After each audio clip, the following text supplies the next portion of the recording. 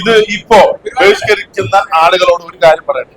കേരളത്തിലെ ലക്ഷക്കണക്കിന് വരുന്ന പാവപ്പെട്ട സ്ത്രീകൾക്ക് കൊടുക്കുന്ന ഈ ഒരു സൗകര്യം അത് കൊടുക്കരുത് എന്ന് ആഗ്രഹിക്കുന്ന ദുരപരിചിതമായിട്ടുള്ള ഇതുപോലെ സങ്കുചിത രാഷ്ട്രീയം കാണുന്ന ഒരു പ്രതിപക്ഷമേ, ഞങ്ങൾ നിങ്ങളെ ആലോചിച്ച് ലജ്ജിക്കുക. കേരളം പോലുള്ള ഒരു പ്രബുദ്ധ കേരളം, നമ്മുടെ പ്രബുദ്ധ കേരളം, ഈ രാജ്യത്തിന് അഭിമാനകരമായ ഒരുപാട് നേട്ടം ഉണ്ടാവുമ്പോ കക്ഷി രാഷ്ട്രീയത്തിന് അതീതമായി അതിനെ സ്വീകരിക്കുകയാണ് വേണ്ടത്. കുശുമ്പും കുന്നായി കൊണ്ട് നടക്കേണ്ട വേണ്ടത്.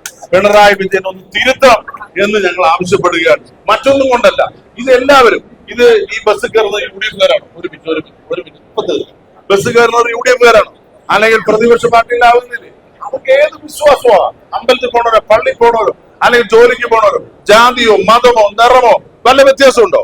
ഒരാൾക്കും ഒരു വ്യത്യാസമില്ല. ഇവിടെ ഐഡന്റിറ്റി കാർഡ് പോലും കാണിക്കണ്ട. നിങ്ങൾ കയറുമ്പോ നിങ്ങൾക്ക് തരുന്ന ടിക്കറ്റ് ഫ്രീ ടിക്കറ്റ് ആണ്.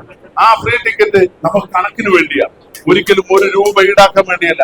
ഇത്രയും നല്ലൊരു പദ്ധതി നടപ്പിലാക്കുമ്പോ ഇത് ബഹിഷ്കരിക്കുന്ന ആളുകളെ കുറിച്ച് ലജ്ജിക്കുകയല്ലാതെ മറ്റെന്ത് ചെയ്യും?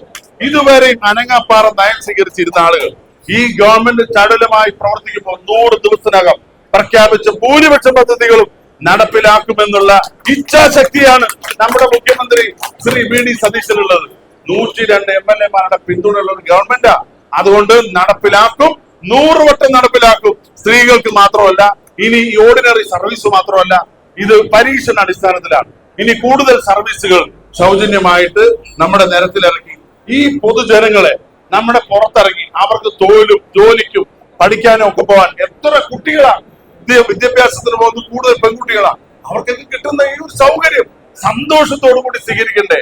അപ്പൊ ആ സന്തോഷം പങ്കിടാൻ വേണ്ടി ഇവിടെ എത്തിച്ചേർന്ന നിങ്ങൾക്ക് എല്ലാവർക്കും ഹൃദയത്തിന്റെ ഭാഷയിൽ ഒരിക്കൽ കൂടി നന്ദി പ്രകാശിപ്പിച്ചുകൊണ്ട്